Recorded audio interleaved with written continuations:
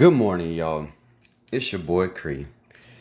So I thought that instead of leaving comments on every page in video, I enjoy having the discussions with y'all, but I thought, I actually make a video explaining my theory as best as I can.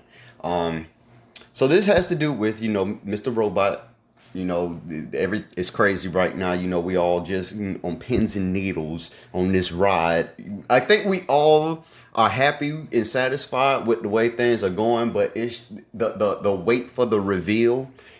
It's just got us waiting for Sundays now. We just waiting for Sundays, and I love it. So, like I said, everybody has their theories of what's going on. I'm with all of them.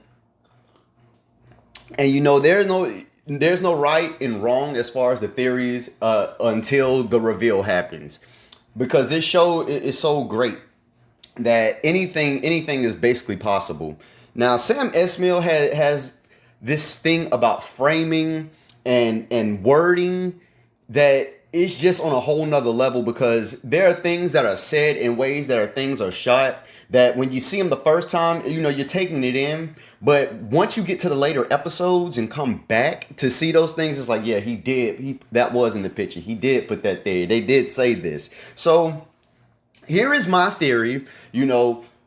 This one was dismissed a long time ago. It's one of the most hated and argued theories, but I'm sticking to it until it's wrong. And I will. Y'all can put me in the guillotine and throw all the rocks at me when I'm wrong. But this is what I'm sticking to. It's like rooting for the one team that's always losing, but you a diehard fan regardless. Yeah, that's how I feel about this theory. I'm gonna ride with it, y'all. I promise. But I'm going to briefly explain what it is that I think, we can pop down into discussions with the comments, you feel me, have a discussion on this, and everybody can tell me where I'm wrong, what they saw, how they feel about what they see, and we can discuss everybody's theories here. But like I said, this is mine.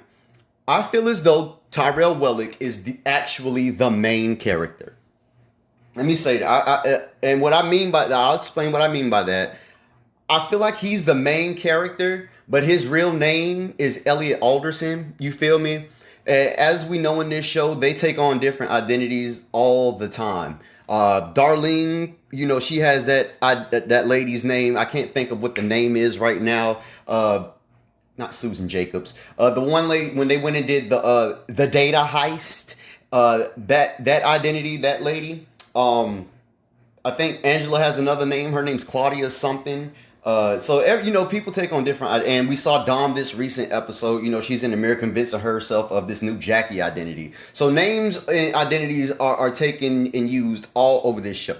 So like I said, I feel like the main character is really Tyrell Wellick, and Tyrell Wellick is a different identity that he uses in order to get the job at E Corp. You feel me?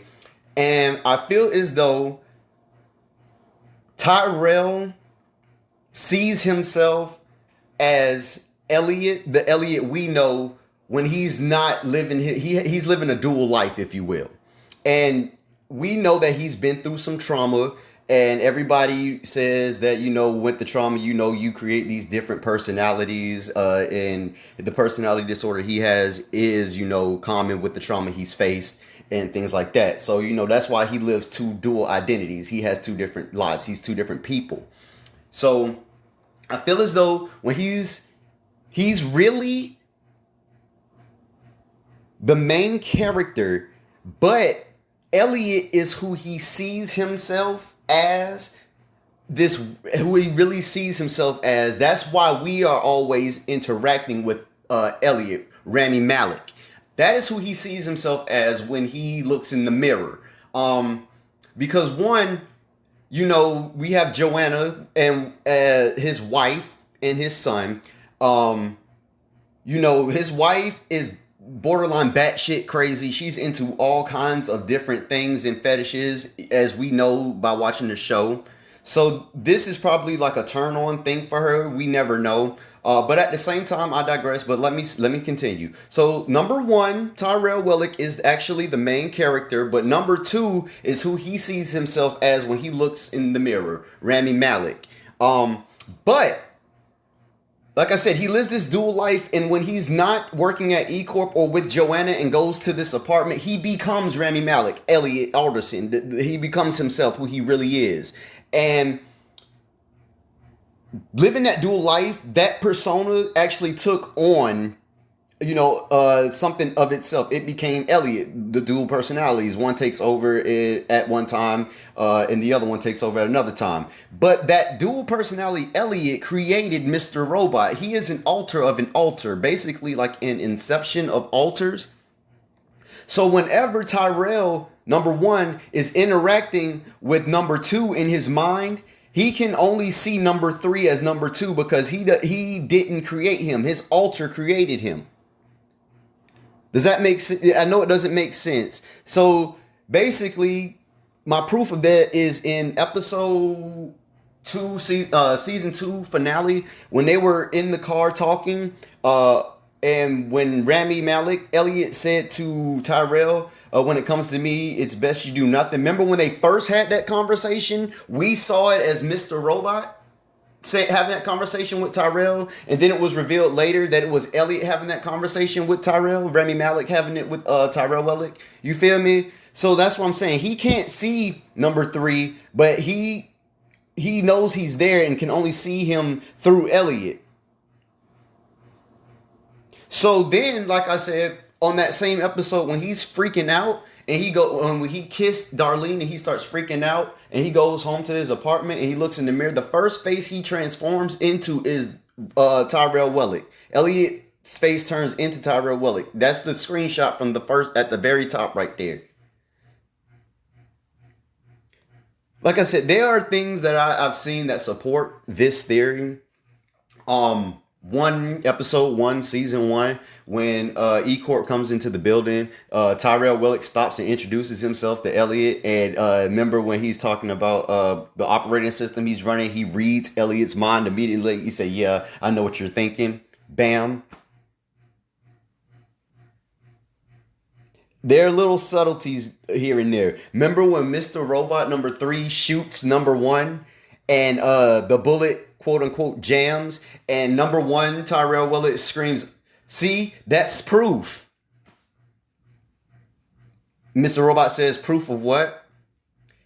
In the season 2 finale, again, when when number 1 shoots number 2 Elliot,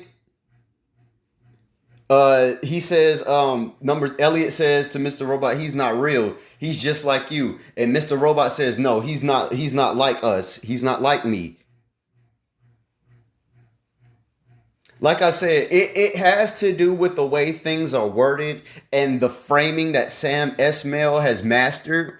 That throws you for a loop, and when you go see those scenes, you're like, "Hey, look, you can see right there. He was taught." No.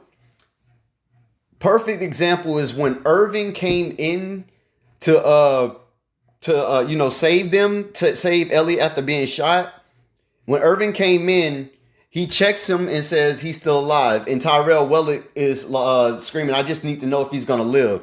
If you pay attention, Irving never really addresses anything Tyrell is saying. He's talking to himself. He takes his phone out of his pocket and says, "They'll be here in a minute." The only time he says something is when he looks down, and if you go back and listen to it, listen to how he words this. He says, "Holding the stomach like that isn't helping any."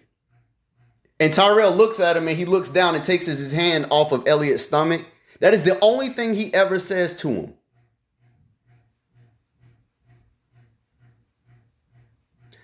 Again, when Angela's manipulating Elliot, Mr. Robot, to go meet Tyrell Wellick, and they get down into the basement and Irving is there, and he says to Angela, "He looked at me like we've never even met before."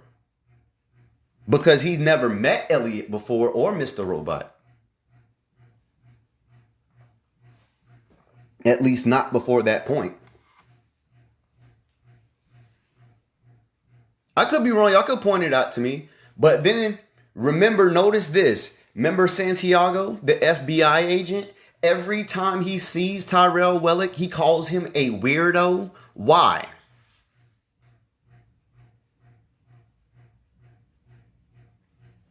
in the episode, now let's go back to the episode when Angela, the riot happened outside of E Corp, and Angela went in and did the hack, to blow up all the E Corp buildings and everything. Let's go back to that episode for a minute. Now, the thing about that episode is you got to think about this. Time was all over the place in that episode. Time was misconstrued. We were losing time. Things were happening in blank moments and stuff like that. Let's think about that for a second. Put that in mind. Now, one shot we get is of Elliot leaving the red wheelbarrow. He was rushing out of there. He got on the phone and he sent the location to the red wheelbarrow. You feel me? And then before that, we get a shot of not even before that. After that, like during the episode, we get Irvin delivering an envelope to Tyrell to give him instructions and stuff like that of what to do next. You feel me? So then we see him setting up all this stuff, and Dom comes to the red wheelbarrow after that. And when she goes down and investigates and sees all the smoke, we see that she, quote, just missed Tyrell Wellick. Now, I feel as though, listen to this, they was like, oh, well, how could that happen? She see the smoke at the same time and she just missed it. Not listening, like I said at the beginning of this, time was all over the place. Now, think about this for a second. The shot we got when Dom was going down into the basement showed how deep into the basement Tyrell Wellick was. Now, if you think about it, when he lit the envelope on fire, and put the alcohol in there, it was a decent sized fire, but it wasn't like an out of control raging inferno. It contained into the trash can, meaning that smoke was happening, but it would take time for it to travel up the stairs and everything out into the door. And by the time she got there, the fire wasn't even going on no more. It was just smoke. You feel me? So that shows that there was some time had to have passed for the smoke to be thick enough to go under the door like that for somebody to notice and get down there, which is when we get back to what I said about the shot of Elliot leaving the red wheelbarrow to head downtown and shit. You feel me? So now, like I said, Elliot, when we see Tyrell, he's rushing out of a building and running, telling them that they got to stop the they got to stop the attack. And Dom's like, what attack? What attack? And then we get like everybody looking at their phones, showing like all the buildings, like they get the alerts on their phones, and we get the shot of Angela and Darlene looking at their phones. And then we get that little crack in time that we've been getting every time Elliot was losing time. We get that little crack as soon as Darlene and Angela look at their phones, and we go back to Elliot at the E Corp building, saving the building right before the servers were set to explode.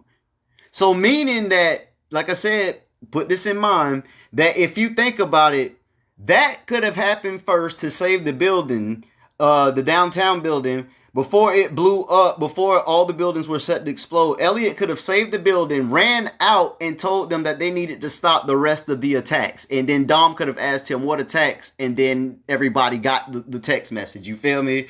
But they caught him and this, that, and the third. Yes, they caught him, but at the same time, if you think about it, they ended up letting him go. You feel me? They put the attacks on Frederick and Tanya, I quote. You feel me? So then that gave time for Elliot to get, once they set the attacks on somebody else, they got out. That put Tyrell back into the clear light. He found out that Joanna was dead and his son was in foster care or some shit. And then we get the shot of Elliot being sad, you feel me? And crying in the apartment and everything. Boom. Like I said, it all links up, bro. And then if you go back, I forgot which episode it was when when Shayla died. You feel me? Shayla died, and then after that we get a shot of Tyrell in the office and the guys are talking and he fires all of them. And then it was like, what do we do? And he looks out the window and says, nothing. Boom. I'm telling you, there are things that support this, you guys, and I just want, like I said, I'm just throwing it out there, throwing what I've seen out there. the whole season when Elliot was in jail, Tyrell happened to be with Irving. You feel me? That happened to be going on at the same time. And I feel like we're gonna get I feel like that has already been answered. The timeline for that has already been answered. But I digress. I have to look into that situation a little bit more. But yeah, damn. What else have I noticed? Episode one, not episode one, but the episode when Darlene breaks into I quote Elliot's apartment and says, "I'm gonna steal some of your clothes." Look at the shirt that she steals.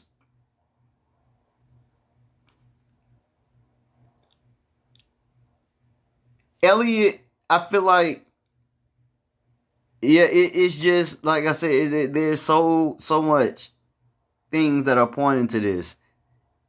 And when the reveal happens, y'all, y'all, like I said, I just want my just due.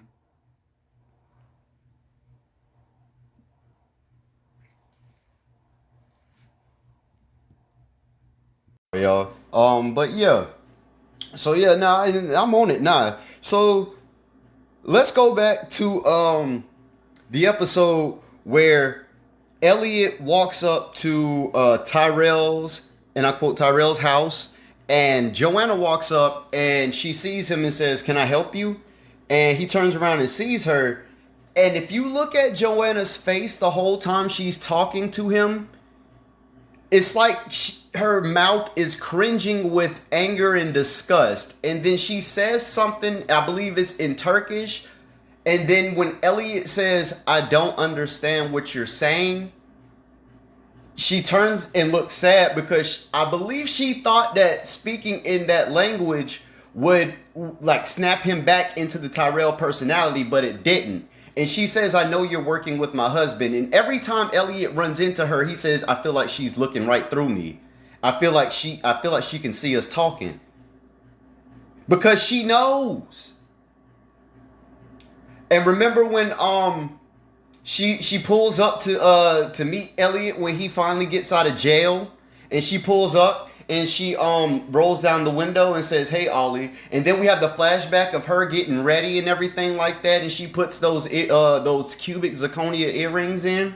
And then when they finally get to the house, she tells Elliot the story of how she got the earrings. She says they're the cheapest thing she got, but she owns, but they're her favorites. And she tells them how Tyrell, she told Tyrell to fuck the girl to get the earrings and shit like that, hoping to snap him back.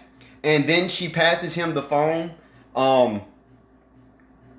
letting him know that somebody's been calling her from this phone and this, that, and the third. And then the guy takes Elliot back to the apartment and he tracks the phone back to Scott Knowles, and he just leaves Elliot there because, as you know, before they got there, Joanna told Elliot that Tyrell told her that everything was going to be okay. You feel me? So that's why he left him there to do what he had to do. Like I said, there are so many different subtleties, like things you have to like really pay attention.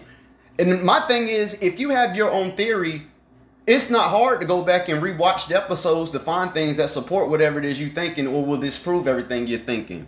Me, I'm not saying that I'm reaching, but I feel like I'm paying attention to like how he's shooting things and how things are being done. Because like I said, I'm on it now, guys. I'm just finna go ahead and put it all out there. If you got time, just like I said, sit back, take a drink and everything like that. Now, if you notice, every time Elliot goes somewhere, there's a break showing that Tyrell's somewhere, and then Tyrell leaves wherever he's at, and then Elliot arrives to where he's going.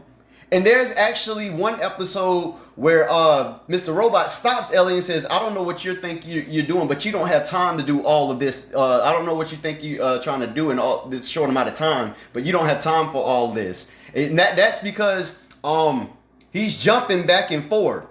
Now, there are people that are saying, what about the meeting he had with Gideon at the episode? This meeting that they're talking about is at the beginning of the White Rose episode, season 1, episode 8, White Rose, where Gideon goes into the office, and, you know, Tyrell's walking and he's sweating and everything like that. and he bumped into the guy and he spilled coffee on him and everything like that. And the lady says that Gideon was in the office waiting to speak to him. Now, and then let me finish. He goes into the office and Tyrell's sitting at the desk and Gideon's sitting there talking to him about the hack and everything like that.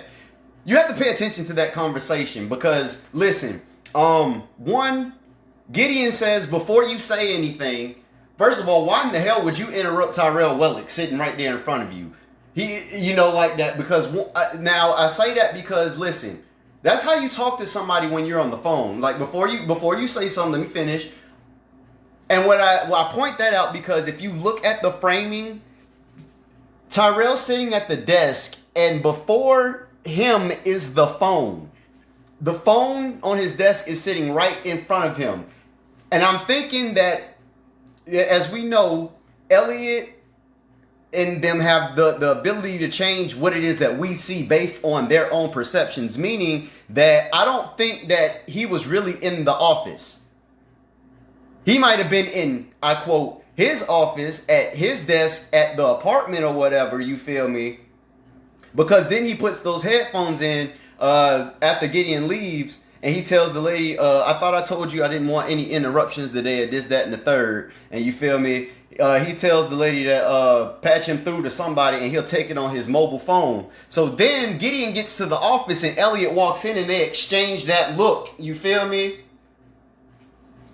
That's because Elliot knew that he had just talked to Gideon, and once Elliot got into AllSafe, he sent the request to remove the honeypot from CS30. Remember?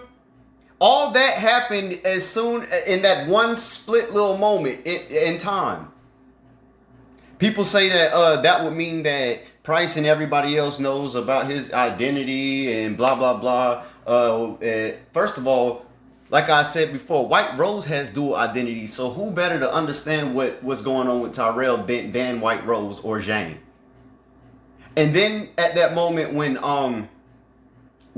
he goes into Tyrell's house, and Tyrell's about to beat up Mr.Robot, and then Price walks into the house, and then he says, "Oh, I'm sorry to interrupt. Yeah, Mr. Alderson, how about you join us because you had something to do with this too." And they sit at the table, and then he's only addressing Tyrell,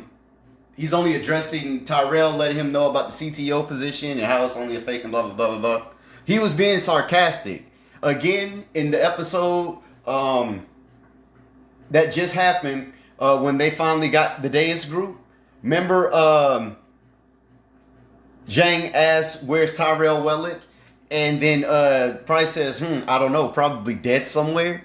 He was being sarcastic again. And again, when Zhang picked up the phone, he was referring to who he was talking to on the phone as Mr. Alderson. And then when he started speaking about Angela, he referred to him as Elliot. And then the camera shot with behind Elliot, showing that he had finally waken back up after realizing what his father did to him.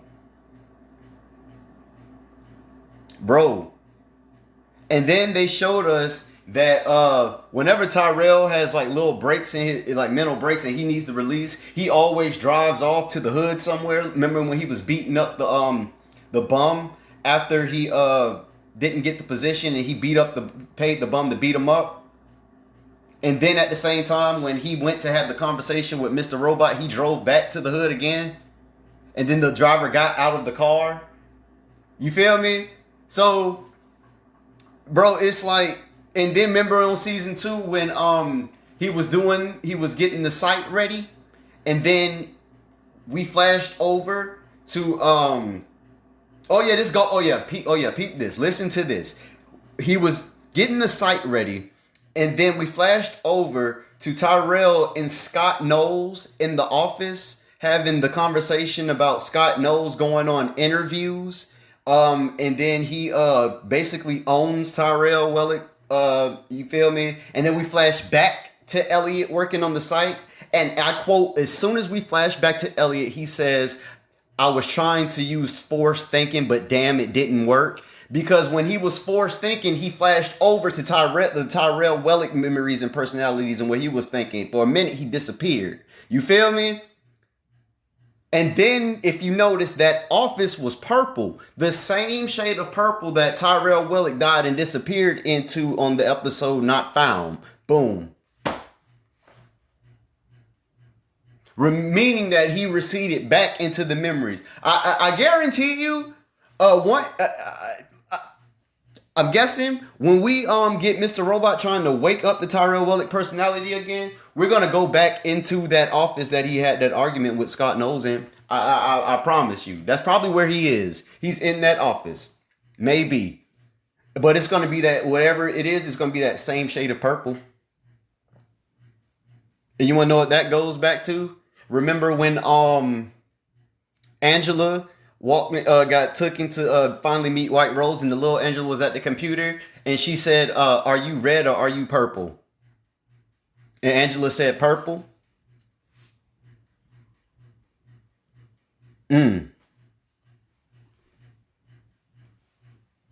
So yeah, y'all can go back into it, and like I said, it's just like the framing and everything. Remember when Elliot went into, I quote, E Court. Listen, this is when Tyrell Wellick was at first at the beginning of, I believe it was episode 2, when he was slapping himself in the face, having the speech and everything like that about trying to convince himself of the speech and everything. And then we get the shot of Elliot walking into E Court, and then Tyrell Wellick sitting at the edge of that desk. And then the people, and then they're not even talking. He's talking for them, saying that they just offered you. It wasn't the CTO position. It was, I think it was the position right below that. And then Elliot was like, I'll think about it. And then that guy looks over and he starts whispering. Oh, he says, "I think we're gonna need the room. Let me and him have the room for a second." And then the guy looks over and he's talking, and it looks like he's talking to Tyrell, and he's like, yeah, I know. And then everybody gets up and walks out of the room. And then the way it's framed is that you have Rami Malek standing right there in the center, and then the guys are looking at each other, looking like they're saying something to Elliot, but in fact, they're really talking to each other. You feel me? It's like they're looking and looking and looking at each other. You feel me? And then you get Tyrell sitting there, standing there, having his little speech or whatever, saying that they named him interim CTO and this, that, and the third. And so he walks out of the room, and we notice that same room that Tyrell Wellick's standing in is the exact room that all the personalities are standing in. You feel me? So, bro, it's like it's so many different subtleties. Every time Elliot disappears, Tyrell disappears. And then remember when he woke up in the truck and the guy says, "You told me to watch your truck and you gave me your car or whatever, and blah, blah, blah. You already paid for it." And he was like, "What about your car?" Elliot doesn't have a car or a truck, but that same truck is the truck that they pick him up in every time. You feel me? Every time Tyrell Wellick or Joanna pulls up, it was always in that same ass truck.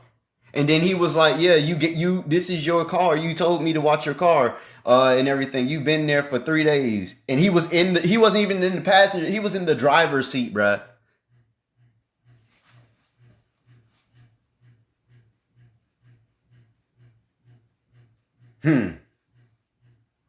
All right, so I don't want to take up too much more of y'all time, so I'm gonna drop just two more on y'all.